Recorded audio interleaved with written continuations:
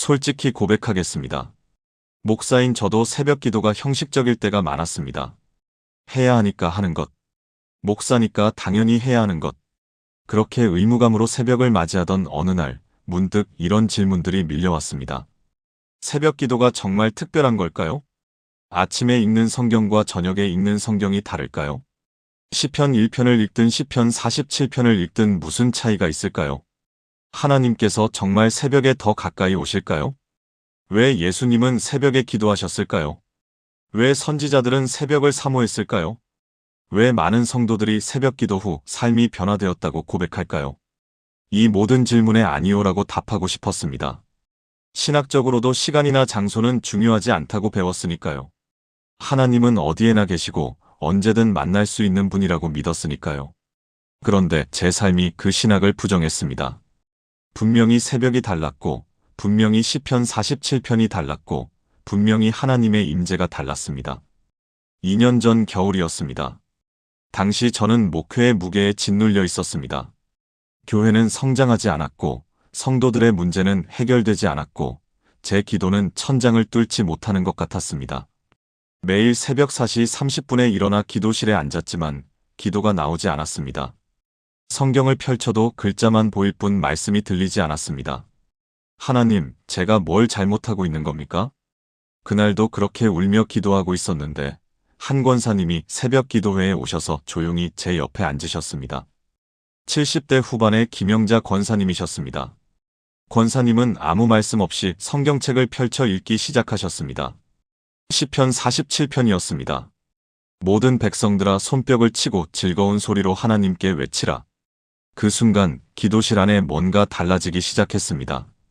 권사님의 음성에는 절망이 아니라 기쁨이 있었고, 무거움이 아니라 경쾌함이 있었고, 의무가 아니라 즐거움이 있었습니다.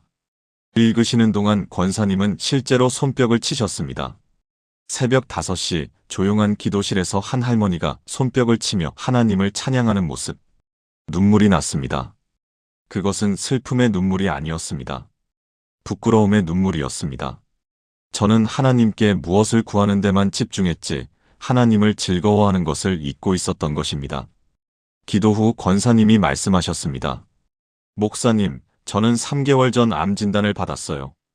의사는 6개월이라고 했죠. 그런데 새벽마다 시편 47편을 읽으면서 이상한 일이 일어났어요. 하나님의 영광이 너무 크게 보이니까 제 병이 작아 보이는 거예요. 지금은 매일이 기적 같은 날입니다. 3개월이 지난 지금 김영자 권사님은 여전히 새벽마다 교회에 오셔서 시편 47편을 읽고 계십니다. 그리고 최근 검사에서 암이 완전히 사라졌다는 결과를 받으셨습니다. 도대체 왜 그럴까요? 왜 시편 47편일까요? 왜 새벽일까요? 왜 손뼉을 치며 외치는 것일까요? 왜 하나님의 영광이 임하는 걸까요? 오늘 그 비밀을 함께 풀어보겠습니다. 지금부터 나눌 7가지는 단순한 정보가 아닙니다. 여러분의 새벽을, 여러분의 하루를, 여러분의 삶 전체를 바꿀 하나님의 비밀입니다. 준비되셨습니까? 그럼 시작하겠습니다. 여러분의 새벽은 어떻습니까? 알람 소리에 억지로 눈을 뜨고 무거운 몸을 일으켜 세우고 졸린 눈으로 하루를 시작하지는 않으십니까? 많은 분들이 새벽을 인생에서 가장 힘든 시간으로 여깁니다. 특히 50대, 60대, 70대가 되면 밤잠도 설치고 새벽에 눈을 떠도 몸이 무겁고 하루가 시작되기도 전에 벌써 지쳐있는 것 같은 느낌을 받습니다.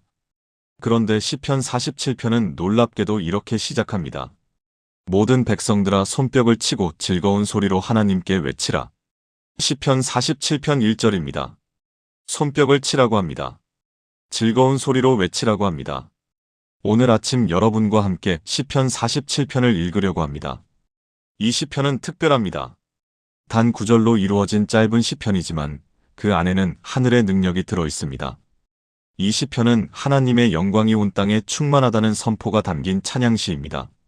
하나님이 온 땅의 왕이시며 그분이 우리를 다스리신다는 선포입니다. 새벽에 이 말씀을 입으로 고백하면 여러분의 하루가 완전히 달라집니다. 성경을 보면 새벽은 하나님이 일하시는 시간입니다. 창세기 1장 5절에 이렇게 기록되어 있습니다. 하나님이 빛을 낮이라 부르시고 어둠을 밤이라 부르시니라. 저녁이 되고 아침이 되니 이는 첫째 날이니라. 하나님은 새벽에 새로운 것을 시작하십니다.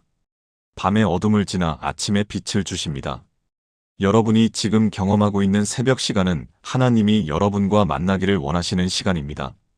시편 5편 3절을 보면 다윗이 이렇게 고백합니다. 여호와여, 아침에 주께서 나의 소리를 들으시리니 아침에 내가 주께 기도하고 바라리이다. 다윗은 새벽 사람이었습니다. 아침에 하나님께 기도하고 하나님을 바라보았습니다. 그래서 다윗은 강했습니다. 골리앗을 이길 수 있었습니다. 수많은 전쟁에서 승리할 수 있었습니다. 사울 왕의 질투와 핍박 속에서도 견딜 수 있었습니다. 그 비결이 무엇이었을까요? 바로 새벽 기도였습니다. 시편 63편 1절에서 다윗은 또 이렇게 고백합니다. 하나님이여, 주는 나의 하나님이시라. 내가 간절히 주를 찾되 물이 없어 마르고 곰핍한 땅에서 내 영혼이 주를 갈망하며 내 육체가 주를 사모하나이다. 다윗은 새벽에 하나님을 간절히 찾았습니다. 목마른 사람이 물을 찾듯이 하나님을 찾았습니다. 이것이 다윗의 신앙이었습니다. 이것이 다윗을 하나님의 마음에 합한 자로 만들었습니다. 여러분, 지금 이 순간이 바로 그 시간입니다. 하나님께서 여러분을 찾고 계십니다. 요한복음 4장 23절에서 예수님은 이렇게 말씀하셨습니다. 아버지께 참되게 예배하는 자들은 영과 진리로 예배할 때가 오나니 곧 이때라. 아버지께서는 자기에게 이렇게 예배하는 자들을 찾으시느니라. 하나님은 진실하게 예배하는 자를 찾으십니다. 새벽에 일어나 하나님을 찾는 자를 찾으십니다. 시편 47편은 바로 그런 예배의 시편입니다. 이것은 단순한 찬양의 방법이 아닙니다. 이것은 새벽을 대하는 완전히 다른 태도입니다. 히브리어 원문을 보면 손뼉을 치다는 말은 타카라는 단어인데 이것은 단순히 박수를 치는 것이 아니라 승리를 선포하는 행위를 의미합니다. 고대 이스라엘에서 전쟁에서 이긴 군대가 개선할 때 백성들이 손뼉을 치며 환영했던 것처럼 이것은 하나님이 이기셨다는 선포입니다. 그렇다면 왜 새벽에 손뼉을 치며 하나님께 외쳐야 할까요? 왜냐하면 새벽은 영적 전쟁의 시작 시간이기 때문입니다. 마귀는 우리가 하루를 시작하기 전에 이미 패배의식을 심으려고 합니다. 오늘도 똑같을 거야. 아무것도 변하지 않을 거야. 네가 아무리 기도해도 소용없어. 이런 생각이 새벽에 가장 강하게 옵니다. 그런데 우리가 새벽에 일어나서 시편 47편을 읽으며 손뼉을 치고 즐거운 소리로 하나님께 외칠 때 무슨 일이 일어날까요? 영적 분위기가 완전히 바뀝니다. 패배가 아니라 승리를 선포하게 됩니다. 절망이 아니라 기쁨을 선택하게 됩니다. 인천에 사시는 62세 박미숙 집사님의 이야기입니다. 박 집사님은 20년 동안 우울증으로 고생하셨습니다. 특히 새벽에 눈을 뜨는 것이 가장 힘들었다고 합니다. 눈을 뜨자마자 오늘 하루를 어떻게 버티지? 하는 생각이 들었어요. 침대에서 일어나는 것조차 산을 넘는 것 같았습니다. 6개월 전 박 집사님은 어느 유튜브 영상에서 시편 47편을 새벽마다 손뼉 치며 읽으라는 내용을 듣게 되었습니다. 처음에는 우스꽝스럽게 느껴졌다고 합니다. 손뼉을 치면서 성경을 읽는다고? 그게 무슨 소용이 있을까? 하지만 다른 방법도 없었기에 반신반의하며 시작했습니다. 첫날 새벽 알람이 울렸습니다. 평소처럼 무거운 마음으로 일어났습니다. 그런데 이번에는 침대에 앉아서 시편 47편을 펼쳤습니다. 모든 백성들아 손뼉을 치고 읽으면서 억지로라도 손뼉을 쳤습니다. 짝, 짝, 짝. 소리가 조용한 새벽 방 안에 울려 퍼졌습니다. 즐거운 소리로 하나님께 외치라. 목소리를 냈습니다. 처음에는 떨리는 목소리였지만 계속 읽다 보니 조금씩 커졌습니다. 그렇게 시편 47편 전체를 손뼉치며 읽었습니다. 읽고 나니 이상한 일이 일어났습니다. 가슴이 조금 가벼워진 것 같았습니다. 착각이겠지라고 생각하며 하루를 시작했는데 그날 하루가 평소보다 조금 덜 힘들었습니다. 다음 날도 했습니다. 그 다음 날도 했습니다. 일주일이 지나자 확실히 달라졌습니다. 눈을 뜨는 것이 조금 덜 무겁게 느껴졌습니다. 2주가 지나자 손뼉을 칠 때 진짜 기쁨이 느껴지기 시작했습니다. 한 달이 지나자 우울증 약을 줄일 수 있었습니다. 3개월이 지난 지금 박 집사님은 매일 새벽 5시에 자발적으로 일어나 시편 47편을 손뼉치며 읽고 계십니다. 지금은 새벽이 하루 중 가장 기다려지는 시간이에요. 하나님이 정말 새벽에 특별히 가까이 오시는 것 같아요. 손뼉을 치며 읽을 때마다 제 안에 있던 어둠이 물러가고 빛이 들어오는 느낌입니다. 여러분, 이것이 바로 새벽의 능력입니다. 새벽에 손뼉 치며 하나님께 외칠 때 하나님의 영광이 임합니다. 그 영광이 우리 안의 모든 어둠을 몰아냅니다. 사랑하는 여러분, 지금 저와 함께 이렇게 기도해 보시겠습니까? 사랑하는 하나님 아버지, 오늘 새벽에 손뼉 치며 주님을 찬양하는 법을 배우게 하심을 감사드립니다. 제 안의 모든 절망과 무거움을 물리치고 주님께 즐거운 소리로 외치기 원합니다. 모든 백성들아 손뼉을 치고 즐거운 소리로 하나님께 외치라는 이 말씀을 붙잡습니다. 내일 아침 눈을 뜨는 순간부터 주님께 손뼉 치며 찬양하게 하시고 그 찬양이 제 하루를 승리로 이끌게 하소서. 새벽마다 주님의 영광을 경험하게 하시고 그 기쁨으로 하루를 시작하게 하소서. 예수님의 이름으로 기도합니다. 아멘. 이 기도를 매일 아침 고백해 보세요. 여러분의 새벽이 완전히 달라질 것입니다. 새벽에 눈을 뜰 때 가장 먼저 찾아오는 감정이 무엇입니까? 많은 분들이 두려움이라고 대답합니다. 오늘 하루를 어떻게 살아야 할지, 어떤 문제가 기다리고 있을지, 내 힘으로 감당할 수 있을지에 대한 두려움입니다. 특히 나이가 들수록 새벽의 두려움은 더 커집니다. 건강에 대한 두려움, 경제적 두려움, 외로움에 대한 두려움, 죽음에 대한 두려움까지. 시편 47편 2절은 이렇게 선포합니다. 지존하신 여호와는 경외할 대상이시오 온 땅의 큰 왕이 되심이로다. 여기서 경외하다는 히브리어 야레인데 이것은 단순히 무서워하는 것이 아니라 경외심과 존경심으로 가득 찬 두려움을 의미합니다. 성경은 우리에게 두려워하지 말라고 하시면서도 동시에 하나님을 경외하라고 하십니다. 이것이 무슨 뜻일까요? 세상의 두려움은 우리를 마비시키지만 하나님을 경외하는 두려움은 우리를 자유롭게 합니다. 왜냐하면 가장 큰 존재를 두려워할 때 다른 모든 두려움은 작아지기 때문입니다. 생각해 보십시오. 온 땅의 큰 왕이신 하나님이 내 편이시라면 무엇을 두려워하겠습니까? 암이 두렵습니까? 하나님은 생명의 주인이십니다. 가난이 두렵습니까?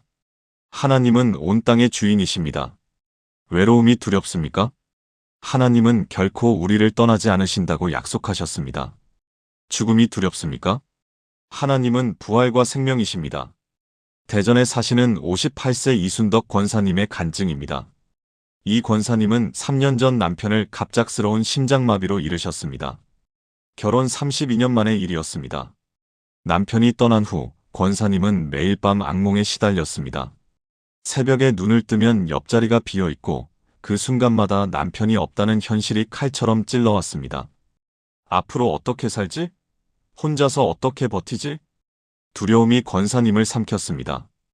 교회에도 나가지 못했고 기도도 할 수 없었고 성경도 읽히지 않았습니다. 1년이 넘도록 그렇게 절망 속에서 지내던 어느 날 권사님은 새벽 3시에 눈을 떴습니다. 또 악몽 때문이었습니다. 가슴이 두근거리고 온몸에 식은땀이 흘렀습니다. 두려움이 물밀듯이 밀려왔습니다. 그때 갑자기 시편 47편 2절이 생각났습니다. 몇 년 전 성경 암송대회에서 외웠던 구절이었습니다. 지존하신 여호와는 경외할 대상이시오 온 땅의 큰 왕이 되심이로다. 권사님은 어둠 속에서 그 구절을 소리내어 읽었습니다. 1번, 2번, 3번, 10번, 20번. 계속 읽었습니다. 읽으면서 깨달았습니다. 내가 두려워하는 이 모든 것들이 사실은 하나님의 손안에 있구나. 지존하신 여호와, 온 땅의 큰 왕이 나를 버리지 않으셨구나. 그날 이후 권사님은 매일 새벽 3시에 일어나 시편 47편을 읽기 시작했습니다. 처음 한 달은 여전히 두려움이 컸습니다. 하지만 계속 읽었습니다. 2달째 새벽에 눈을 떠도 공황 상태가 덜했습니다.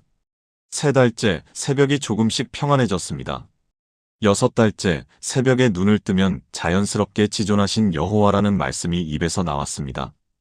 1년이 지난 지금 이순덕 권사님은 매일 새벽 3시에 일어나 시편 47편으로 기도하고 그 후 2시간 동안 교회의 다른 성도들을 위해 중보기도를 하고 계십니다. 두려움이 완전히 사라진 건 아니에요. 가끔 남편 생각에 눈물이 나기도 하고 외로울 때도 있어요. 하지만 이제는 그 두려움보다 하나님을 경외하는 마음이 더 큽니다. 온 땅에 큰 왕이 나와 함께 계시는데 무엇을 두려워하겠어요? 새벽마다 하나님의 위대하심을 묵상할 때 제 문제는 정말 작아 보여요. 여러분, 이것이 바로 경외의 능력입니다.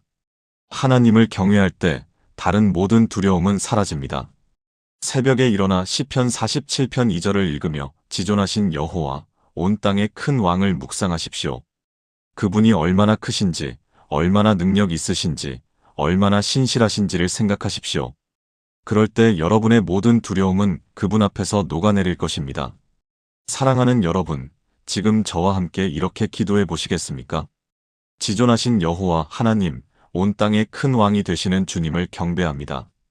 주님보다 큰 것은 이 세상에 없고 주님의 능력을 당할 자가 없음을 고백합니다. 제 안의 모든 두려움이 주님을 경외하는 마음으로 바뀌게 하소서. 암도, 가난도, 외로움도, 죽음도 주님보다 클 수 없음을 믿습니다. 온 땅의 큰 왕이신 주님이 저와 함께 하시니 저는 아무것도 두려워하지 않습니다. 내일 새벽 눈을 뜨는 순간 주님의 위대하심을 묵상하게 하시고 그 경외심으로 하루를 시작하게 하소서. 예수님의 이름으로 기도합니다. 아멘. 이 기도로 매일 아침을 시작해 보세요. 여러분 안의 두려움이 경외로 바뀔 것입니다. 여러분의 삶에서 누가 왕입니까? 솔직히 대답해 보십시오. 돈이 왕입니까? 건강이 왕입니까? 자녀가 왕입니까? 아니면 여론이나 사람들의 시선이 왕입니까? 우리는 입으로는 하나님이 왕이라고 고백하지만 실제 삶에서는 다른 것들을 왕으로 섬기며 살 때가 많습니다. 그것들이 우리 마음을 지배하고 우리 결정을 좌우하고 우리 감정을 컨트롤합니다. 시편 47편 2절 후반부는 분명하게 선포합니다. 온 땅에 큰 왕이 되심이로다. 온 땅입니다. 일부가 아닙니다. 예외가 없습니다. 여러분의 건강도, 경제도, 가정도, 자녀도, 직장도, 미래도 모두 온 땅에 포함됩니다. 하나님이 왕이십니다. 그런데 왜 우리는 이 진리를 믿으면서도 실제로는 다른 것들에 끌려다니며 살까요? 이유는 간단합니다. 선포하지 않기 때문입니다. 믿음은 고백할 때 강해집니다. 진리는 선포할 때 실제가 됩니다. 새벽에 일어나 시편 47편을 읽으며 하나님이 온 땅의 큰 왕이시다라고 선포할 때 우리 영혼이 그 진리로 정렬됩니다. 부산에 사시는 65세 김철수 집사님의 이야기입니다. 김 집사님은 40년 동안 작은 식당을 운영하셨습니다. 성실하게 일하고 정직하게 장사하며 하나님께 11조도 빠짐없이 드렸습니다. 그런데 2년 전 코로나 이후 경기가 어려워지면서 식당 경영이 점점 힘들어졌습니다. 매출은 반으로 줄었고 임대료와 인건비는 그대로였습니다. 저축은 바닥났고 대출이 늘어났고 결국 식당 문을 닫아야 하는 상황에 이르렀습니다. 김 집사님은 절망했습니다. 하나님, 제가 뭘 잘못했습니까? 평생 성실하게 살았고 11조도 드렸고 교회도 열심히 섬겼는데 왜 이렇게 됩니까? 기도해도 응답이 없는 것 같았습니다. 밤마다 잠을 이루지 못했고 새벽마다 불안과 걱정으로 눈을 떴습니다. 그러던 어느 날 새벽 김 집사님은 우연히 라디오에서 시편 47편 설교를 듣게 되었습니다. 목사님이 이렇게 말씀하셨습니다. 하나님은 온 땅의 왕이십니다. 여러분의 경제도, 여러분의 사업도, 여러분의 미래도 모두 하나님의 손 안에 있습니다. 새벽마다 이것을 선포하십시오. 하나님이 온 땅의 왕이시다. 내 사업의 왕도 하나님이시다. 이렇게 선포하십시오. 김 집사님은 그날부터 매일 새벽 4시에 일어나 시편 47편을 읽기 시작했습니다. 처음에는 믿음이 없었습니다. 그냥 해볼 뿐이었습니다. 하나님이 온 땅의 큰 왕이 되심이로다. 읽으면서 생각했습니다. 정말 그러신가? 그럼 왜 내 식당은 이 지경인가? 하지만 계속 읽었습니다. 일주일, 2주, 한 달. 읽으면서 조금씩 변화가 일어났습니다. 처음에는 말씀을 읽기만 했는데 어느 순간부터 선포하기 시작했습니다. 하나님, 당신이 온 땅의 왕이십니다. 제 식당의 왕도 당신이십니다. 제 경제의 왕도 당신이십니다. 제 미래의 왕도 당신이십니다. 그렇게 선포할 때마다 이상한 평안이 왔습니다. 불안이 조금씩 사라졌습니다. 2개월쯤 지났을 때 한 손님이 식당에 오셨습니다. 그분은 근처에 새로 생긴 대형 병원의 영양 담당자였습니다. 김 집사님의 음식을 맛보고는 병원 직원 식당 납품을 제안하셨습니다. 처음에는 작은 규모였지만 3개월 후 병원 측에서 전체 식자재 납품까지 맡아달라고 요청했습니다. 지금 김 집사님은 작은 식당은 접고 병원 납품 사업으로 전환하셨습니다. 매출은 예전의 3배가 되었고 5명의 직원을 고용하게 되었습니다. 저는 하나님이 온 땅의 왕이라는 것을 입으로만 고백했지 진짜로 믿지는 않았던 것 같아요. 제 경제, 제 사업, 제 미래를 제가 책임져야 한다고 생각했어요. 그런데 매일 새벽 시편 47편을 읽으며 하나님이 왕이시라고 선포했을 때 정말로 하나님이 제 삶의 왕이 되셨어요. 그분이 문을 여시니까 아무도 닫을 수 없더라고요. 여러분, 이것이 바로 선포의 능력입니다. 하나님이 온 땅의 왕이시라는 것을 매일 새벽 선포하십시오. 여러분의 건강, 경제, 가정, 자녀, 미래 모든 것에 하나님이 왕이시라고 선포하십시오. 그럴 때 하나님의 통치가 여러분의 삶에 임합니다. 사랑하는 여러분, 지금 저와 함께 이렇게 기도해 보시겠습니까? 온 땅의 큰 왕이신 하나님, 주님의 통치를 선포합니다. 제 건강의 왕도 주님이시고, 제 경제의 왕도 주님이시고, 제 가정의 왕도 주님이십니다. 제 자녀의 미래도, 제 사업도, 제 모든 것이 주님의 손안에 있음을 고백합니다. 돈이 제 왕이 되지 못하게 하시고, 건강이 제 왕이 되지 못하게 하시고, 어떤 것도 주님보다 높은 자리에 두지 않게 하소서. 오직 주님만이 제 삶의 왕이심을 선포합니다. 내일 새벽부터 매일 이 고백을 선포하게 하시고, 그 선포가 제 삶을 하나님의 통치 아래로 가져가게 하소서. 예수님의 이름으로 기도합니다. 아멘. 이 선포를 매일 아침 반복해 보세요. 여러분의 삶에 하나님의 통치가 임할 것입니다. 찬양이 무엇입니까? 많은 사람들이 찬양을 하나님께 드리는 노래라고 생각합니다. 물론 맞는 말입니다. 하지만 성경적으로 찬양은 그 이상입니다. 찬양은 하나님을 우리 가운데로 모시는 통로입니다. 시편 47편 5절을 보십시오. 하나님이 즐거운 소리 중에 올라가시며 여호와께서 나팔 소리 중에 올라가시도다. 올라가시다는 표현이 특별합니다. 히브리어로 알라인데 이것은 단순히 위로 올라가는 것이 아니라 보좌에 오르시다, 왕으로 즉위하시다는 의미입니다. 즉, 우리가 즐거운 소리로 찬양할 때 하나님이 우리 가운데 왕으로 임하신다는 뜻입니다. 생각해 보십시오. 우리가 아침에 눈을 뜨고 불평하며 하루를 시작하면 어떻게 될까요? 불평은 하나님을 우리 삶에서 몰아냅니다. 원망은 하나님의 임재를 차단합니다. 반대로 우리가 즐거운 소리로 하나님을 찬양하면 어떻게 될까요? 찬양은 하나님을 우리 삶으로 초대합니다. 찬양은 하나님의 보좌를 우리 가운데 세웁니다. 광주에 사시는 71세 최은희 권사님의 간증입니다. 최 권사님은 5년 전 남편이 치매 진단을 받으셨습니다. 처음에는 가벼운 건망증인 줄 알았는데 점점 심해져서 지금은 권사님을 알아보지 못하는 날도 있습니다. 권사님은 혼자서 남편을 돌보고 계십니다.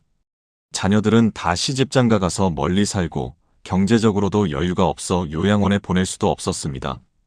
매일이 전쟁이었습니다. 밤에는 남편이 배회하고 낮에는 계속 같은 질문을 반복하고 때로는 난폭해지기도 했습니다. 권사님은 지쳐갔습니다. 새벽에 눈을 뜨면 한숨부터 나왔습니다. 오늘 하루도 어떻게 버티지? 기도도 찬양도 멀어졌습니다. 교회에 갈 시간도 없었고 예배도 온라인으로 겨우 드렸습니다. 그러던 어느 날 목사님이 신방을 오셨습니다. 권사님의 상황을 보시고는 함께 기도해 주셨습니다. 그리고 한 가지를 권하셨습니다. 권사님, 내일부터 새벽에 일어나자마자 시편 47편을 찬양하듯이 읽어보세요. 즐거운 소리로 하나님께 외치세요. 힘들어도 지쳐도 절망스러워도 찬양하세요. 하나님이 그 찬양 중에 올라가실 겁니다. 권사님은 정직하게 대답했습니다. 목사님, 솔직히 찬양할 마음이 없어요. 어떻게 이 상황에서 즐거운 소리를 낼 수 있겠어요? 목사님이 말씀하셨습니다. 마음이 즐거워서 찬양하는 게 아니라 찬양하면 마음이 즐거워집니다. 순서가 반대예요. 반신반의하며 최 권사님은 다음 날부터 시작했습니다. 새벽 5시 남편이 아직 자고 있는 시간에 일어나 거실로 나왔습니다. 시편 47편을 펼쳤습니다. 모든 백성들아 손뼉을 치고 즐거운 소리로 하나님께 외치라. 처음에는 목소리가 나오지 않았습니다. 즐겁지 않았기 때문입니다. 하지만 억지로라도 소리를 냈습니다. 하나님이 즐거운 소리 중에 올라가시며 읽는데 눈물이 났습니다. 즐거워서가 아니라 슬퍼서였습니다. 하지만 계속 읽었습니다. 매일 빠짐없이. 일주일이 지났지만 별 변화가 없었습니다. 2주가 지났고 3주가 지났습니다. 한 달쯤 지났을 때 작은 변화가 일어나기 시작했습니다. 읽을 때 눈물이 조금 덜 나왔습니다. 억지로 내던 소리가 조금 자연스러워졌습니다.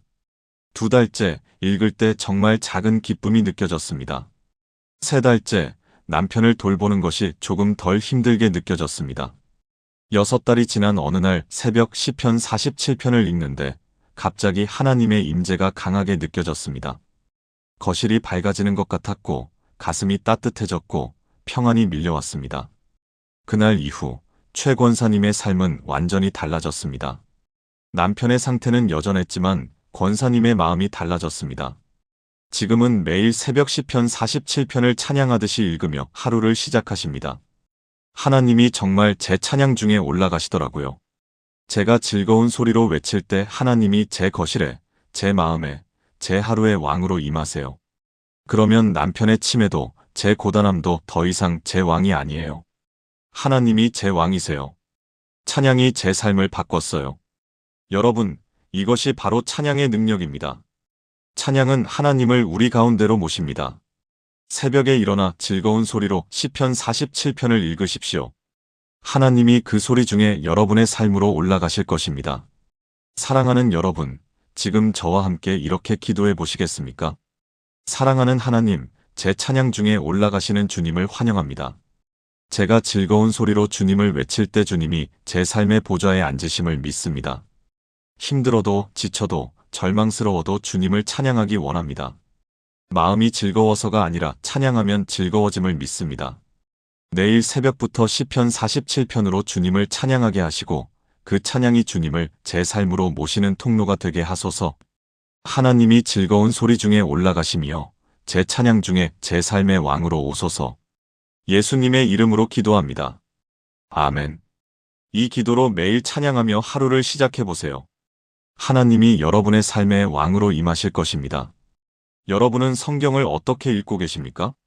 많은 분들이 성경을 마치 교과서 읽듯이 읽습니다.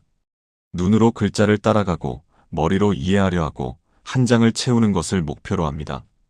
그런데 성경은 단순한 책이 아닙니다. 성경은 살아있는 하나님의 말씀입니다. 특히 시편은 더욱 특별합니다. 시편은 노래입니다. 찬양입니다. 기도입니다. 시편 47편 7절을 보십시오. 하나님은 온 땅의 왕이심이라 지혜의 시로 찬양할지어다. 지혜의 시입니다. 히브리어로 마스길인데 이것은 단순한 시가 아니라 깨달음을 주는 시, 교훈이 있는 시를 의미합니다. 즉 시편 47편을 읽을 때 우리는 단순히 정보를 얻는 것이 아니라 하나님의 지혜를 받는 것입니다. 새벽에 시편 47편을 읽는다는 것은 하루를 시작하기 전에 하나님의 지혜로 우리 마음을 채우는 것입니다. 서울에 사시는 54세 정미경 집사님의 간증입니다. 정 집사님은 대기업에서 30년을 근무하신 베테랑 직장인이셨습니다. 항상 열심히 일했고 능력도 인정받았고 승진도 빠른 편이었습니다.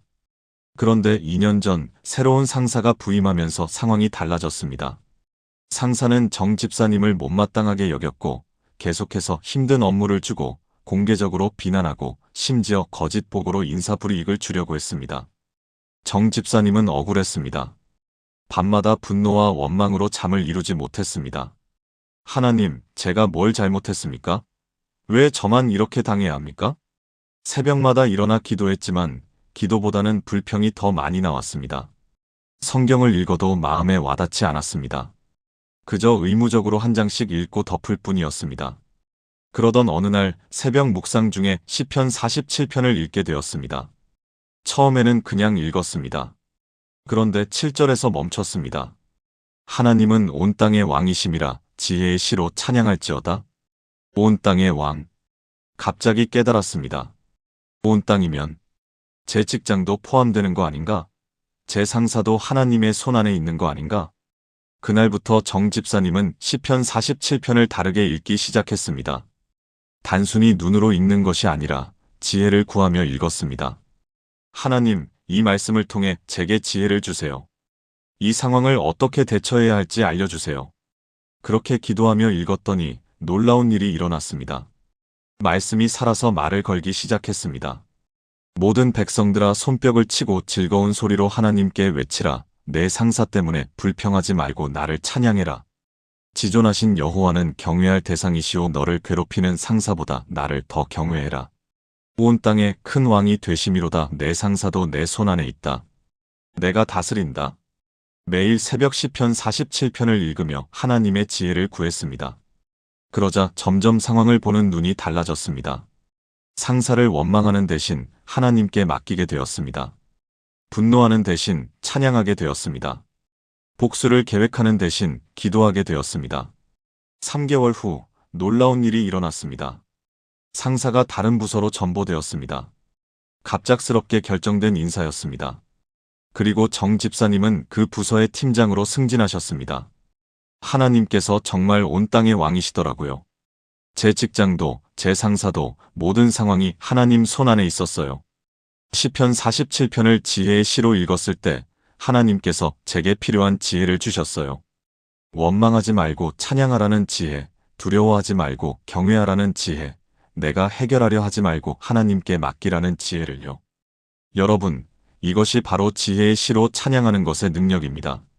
시편 47편을 단순히 읽지 마십시오. 지혜를 구하며 읽으십시오. 하나님께서 그 말씀을 통해 여러분에게 필요한 지혜를 주실 것입니다. 사랑하는 여러분, 지금 저와 함께 이렇게 기도해 보시겠습니까? 전지전능하신 하나님, 주님은 온 땅의 왕이심을 고백합니다. 시편 47편을 지혜의 시로 읽게 하시고 이 말씀을 통해 제게 필요한 지혜를 주소서. 제 상황을 어떻게 대처해야 할지, 제 문제를 어떻게 풀어가야 할지, 하나님의 뜻이 무엇인지 알려주소서. 단순히 글자를 읽는 것이 아니라 살아있는 말씀으로 받게 하시고 그 말씀이 제 삶에 지혜와 깨달음을 주게 하소서. 내일 새벽부터 시편 47편을 지혜의 시로 읽게 하시고 매일 새로운 깨달음을 주소서. 예수님의 이름으로 기도합니다. 아멘. 이렇게 기도하며 시편 47편을 읽어보세요. 하나님의 지혜가 여러분의 삶을 인도할 것입니다. 여러분의 삶에서 통제할 수 없는 것이 무엇입니까? 자녀의 미래입니까? 경제 상황입니까? 건강 문제입니까? 우리는 살면서 많은 것들을 통제하려고 했습니다. 계획하고 준비하고 최선을 다합니다. 하지만 결국 깨닫게 됩니다. 우리가 통제할 수 있는 것은 거의 없다는 것을. 그리고 그것이 우리를 불안하게 만듭니다. 시편 47편 8절을 보십시오. 하나님이 문나라를 다스리시며 하나님이 그의 거룩한 보좌에 앉으셨도다. 문나라입니다. 하나가 아니라 여럿입니다. 모든 나라입니다. 모든 상황입니다. 모든 문제입니다. 하나님이 다스리십니다.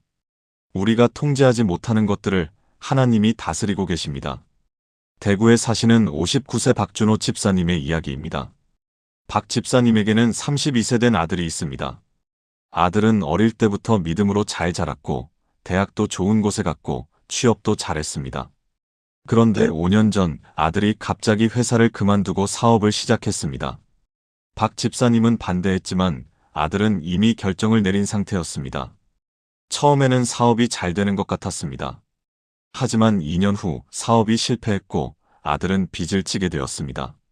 박 집사님은 퇴직금을 털어 빚을 갚아주었습니다. 그리고 아들에게 다시 취업하라고 권했습니다. 하지만 아들은 또다시 새로운 사업을 시작했습니다. 이번에는 더 큰 실패였습니다. 빚은 더 커졌고 박 집사님의 집까지 담보로 잡혀야 했습니다. 박 집사님은 절망했습니다. 하나님, 제가 평생 신앙으로 아들을 키웠는데 왜 이렇습니까? 제가 뭘 잘못했습니까? 아들과의 관계도 나빠졌습니다. 아들은 박 집사님의 조언을 잔소리로 여겼고 점점 멀어졌습니다. 박 집사님은 매일 밤 걱정으로 잠을 이루지 못했습니다. 새벽마다 일어나 아들을 위해 기도했지만 아무것도 변하지 않는 것 같았습니다. 그러던 어느 날 새벽 시편 47편을 읽다가 8절에서 멈췄습니다. 하나님이 문나라를 다스리시며 깨달았습니다. 내가 아들을 다스리려고 했구나. 아들의 인생을 내가 통제하려고 했구나. 하지만 하나님이 다스리시는구나. 그날부터 박 집사님은 기도 내용을 바꿨습니다. 하나님, 제 아들을 제 손에서 주님 손으로 옮깁니다. 제가 아들을 다스릴 수 없습니다. 주님이 다스려 주세요. 매일 새벽 시편 47편 8절을 읽으며 이렇게 기도했습니다. 처음에는 힘들었습니다. 놓는 것이 쉽지 않았습니다. 하지만 계속 기도했습니다. 하나님이 문나라를 다스리시며 하나님이 제 아들도 다스리십니다. 한 달쯤 지났을 때 이상한 평안이 왔습니다. 아들 걱정이 완전히 사라진 것은 아니었지만 조급함이 없어졌습니다. 아들을 바꾸려는 강박이 사라졌습니다. 그저 하나님께 맡겼습니다. 6개월 후 아들이 먼저 연락을 해왔습니다. 아버지, 제가 잘못했습니다. 그동안 제 고집대로만 살았습니다. 이제 아버지 말씀대로 취업하려고 합니다. 지금 아들은 안정적인 회사에 취직해서 성실히 일하고 있습니다. 빚도 조금씩 갚아가고 있고 아버지와의 관계도 회복되었습니다. 제가 아들을 통제하려 했을 때는 아무것도 변하지 않았어요. 오히려 더 나빠졌어요. 하지만 하나님께 맡기고 하나님이 다스리시도록 했을 때 모든 것이 변했어요. 시편 47편이 제게 가르쳐준 것은 놓으라는 거였어요. 하나님이 문나라를 다스리시는데 제 아들 하나를 못 다스리시겠어요? 여러분, 이것이 바로 하나님의 다스림을 신뢰하는 것의 능력입니다. 우리가 통제하려 할 때는 변하지 않습니다. 하지만 하나님께 맡기고 하나님이 다스리시도록 할 때 모든 것이 변합니다. 사랑하는 여러분, 지금 저와 함께 이렇게 기도해 보시겠습니까? 문나라를 다스리시는 하나님, 주님의 통치를 신뢰합니다. 제가 통제할 수 없는 모든 것들을 주님께 맡깁니다. 제 자녀도, 제 경제도, 제 건강도, 제 미래도 모두 주님 손에 맡깁니다. 제가 다스리려 하지 않고 주님이 다스리시도록 놓겠습니다. 하나님이 문나라를 다스리시며 거룩한 보좌에 앉으셨음을 고백합니다. 내일 새벽부터 이 고백을 반복하며 제 손을 놓고 주님의 다스림을 신뢰하게 하소서. 예수님의 이름으로 기도합니다. 아멘. 이렇게 기도하며 주님께 맡겨보세요. 하나님의 다스림이 여러분의 모든 상황을 변화시킬 것입니다. 여러분을 보호하는 것이 무엇입니까? 돈입니까? 건강입니까? 보험입니까? 자녀입니까? 우리는 살면서 많은 것들로 우리 자신을 보호하려고 합니다. 그리고 그것들을 잃을까봐 두려워합니다. 시편 47편 9절 마지막 부분을 보십시오. 방패들이 하나님께 속하며 그는 높임을 받으시리로단. 방패들입니다. 히브리어로 마겐인데 이것은 전쟁에서 사용하는 방패를 의미합니다. 고대 이스라엘에서 방패는 생명을 지키는 가장 중요한 도구였습니다. 그런데 성경은 모든 방패가 하나님께 속해 있다고 말합니다. 즉, 우리를 보호하는 모든 것의 근원이 하나님이시라는 뜻입니다. 우리가 의지하는 돈도, 건강도, 보험도, 자녀도 궁극적으로는 하나님께서 주신 것이고 하나님이 그것들을 통해 우리를 보호하십니다. 하지만 더 중요한 것은 그것들이 없어져도 하나님은 여전히 우리의 방패가 되신다는 것입니다. 울산에 사시는 68세 이영희 권사님의 간증입니다. 이 권사님은 평생 건강했습니다. 한 번도 큰 병원에 입원한 적이 없었고 약도 거의 먹지 않았습니다. 건강이 권사님의 자랑이자 방패였습니다. 하나님께서 건강을 주셨으니 열심히 섬겨야지라고 생각하며 교회에서 이것저것 다 맡아서 하셨습니다. 그런데 1년 전 갑자기 쓰러지셨습니다. 병원에 실려가서 검사를 받았더니 심장에 문제가 있었습니다. 즉시 수술을 해야 한다는 진단을 받았습니다. 권사님은 충격을 받았습니다. 하나님, 제가 평생 건강하게 주님을 섬겨왔는데 왜 이렇게 되는 겁니까? 수술은 성공했지만 회복이 쉽지 않았습니다. 예전처럼 활동할 수 없었고 계단도 힘들었고 조금만 움직여도 숨이 찼습니다. 권사님은 절망했습니다. 건강이라는 방패를 잃은 것 같았습니다. 이제 아무것도 할 수 없네. 쓸모없는 사람이 됐네. 교회도 나가기 싫어졌고 기도도 하기 싫었고 성경도 읽히지 않았습니다. 그러던 어느 날 새벽 남편이 권사님을 조용히 깨웠습니다. 여보, 함께 성경 읽을까요? 남편은 시편 47편을 펼쳤습니다. 그리고 9절을 읽었습니다. 방패들이 하나님께 속함이여 그는 높임을 받으시리로다. 남편이 말했습니다. 여보, 건강도 하나님께 속한 방패예요. 그 방패를 잠시 거두셨다고 해서 하나님이 우리를 보호하지 않으시는 게 아니에요. 하나님 자신이 우리의 방패세요. 그 말에 권사님은 눈물을 쏟았습니다. 깨달았습니다. 나는 건강이라는 방패를 의지했지 하나님을 의지하지 않았구나. 건강할 때는 하나님께 감사했지만 건강을 주신 하나님보다 건강 자체를 더 사랑했구나. 그날부터 권사님은 매일 새벽 시편 47편을 읽기 시작했습니다. 특히 9절을 반복해서 읽었습니다. 방패들이 하나님께 속함이여. 읽으면서 고백했습니다. 하나님, 건강도 주님께 속한 것입니다. 제게 건강을 주셔도 감사하고 거두셔도 감사합니다. 건강이 있든 없든 주님이 제 방패이십니다. 그렇게 고백하며 3개월이 지났을 때 놀라운 일이 일어났습니다. 건강이 조금씩 회복되기 시작한 것입니다. 의사도 놀랐습니다. 심장 기능이 많이 좋아졌어요.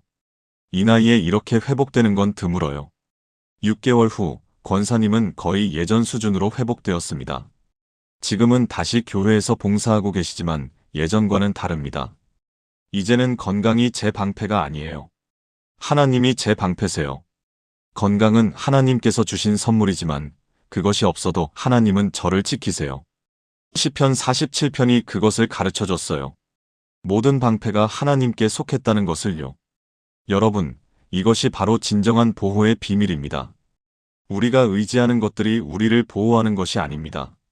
하나님이 그것들을 통해 우리를 보호하시는 것입니다. 그리고 그것들이 없어져도 하나님은 여전히 우리의 방패이십니다. 사랑하는 여러분, 지금 저와 함께 이렇게 기도해 보시겠습니까? 전능하신 하나님, 모든 방패가 주님께 속함을 고백합니다. 제 건강도, 제 돈도, 제 자녀도, 제가 의지하는 모든 것이 주님께 속한 것입니다. 그것들을 주셔도 감사하고 거두셔도 감사합니다. 그것들이 있든 없든 주님이 제 방패이심을 믿습니다. 제가 그것들을 의지하지 않고 주님을 의지하게 하소서. 주님만이 제 유일한 방패이심을 고백하며 주님 안에서 안전함을 누리게 하소서. 내일 새벽부터 이 고백을 선포하며 모든 두려움을 주님께 맡기게 하소서. 예수님의 이름으로 기도합니다. 아멘. 이 고백으로 매일 하루를 시작해보세요. 하나님이 여러분의 영원한 방패가 되실 것입니다. 지금까지 나눈 7가지 말씀을 하나의 기도로 드리겠습니다. 사랑하는 여러분, 함께 기도하시겠습니까? 전능하신 하나님 아버지, 오늘 이 시간 시편 47편의 놀라운 약속들을 허락하심에 감사드립니다.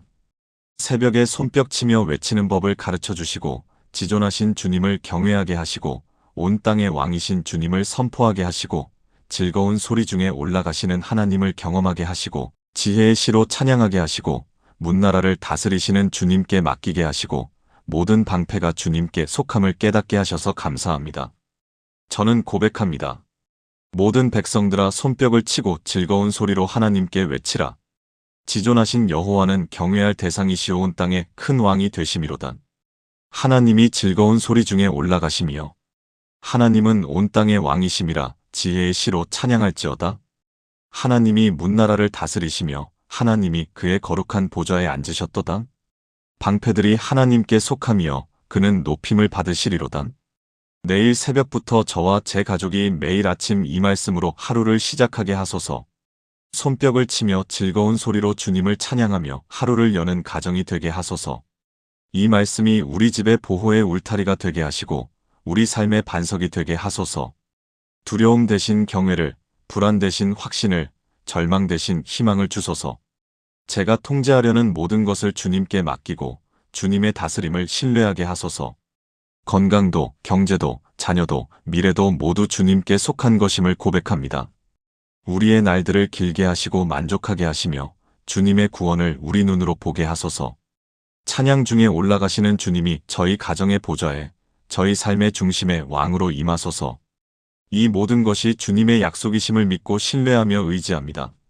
살아계신 예수 그리스도의 이름으로 기도합니다. 아멘. 사랑하는 믿음의 가족 여러분, 지금까지 우리는 시편 47편을 통해 7가지 놀라운 비밀을 나누었습니다. 첫째, 새벽에 손뼉 치며 하나님께 외칠 때 승리가 시작됩니다. 둘째, 지존하신 하나님을 경외할 때 모든 두려움이 사라집니다.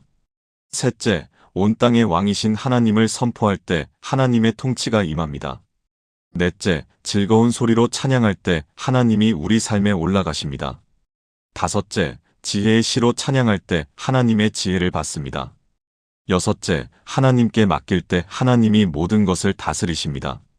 일곱째, 모든 방패가 하나님께 속했음을 알 때 진정한 안전을 누립니다. 이 7가지가 여러분의 새벽을, 여러분의 하루를, 여러분의 삶 전체를 바꿀 것입니다. 내일 새벽부터 시작해 보십시오. 알람이 울리면 침대에서 일어나 시편 47편을 펼치십시오. 손뼉을 치며 읽으십시오. 즐거운 소리로 외치십시오. 처음에는 어색할 수 있습니다. 처음에는 변화가 보이지 않을 수 있습니다. 하지만 계속하십시오. 일주일, 2주, 한 달, 3개월. 반드시 변화가 일어날 것입니다. 여러분도 오늘 나눈 간증의 주인공들처럼 하나님의 영광을 경험하게 될 것입니다. 여러분도 새벽마다 시편 47편으로 하나님을 만나 이 시간을 간증하실 분이라면 좋아요를 눌러주시고 댓글에 새벽마다 시편 47편을 읽겠습니다라고 다짐해주세요. 이 말씀이 더 많은 분들에게 전해져 함께 은혜 받을 수 있도록 공유도 부탁드립니다. 하나님의 영광이 여러분의 새벽에, 여러분의 가정에, 여러분의 삶 전체에 가득하기를 축복합니다. 시편 47편의 하나님이 여러분과 함께 하시기를 기도합니다. 예수 그리스도의 이름으로 축복합니다. 아멘.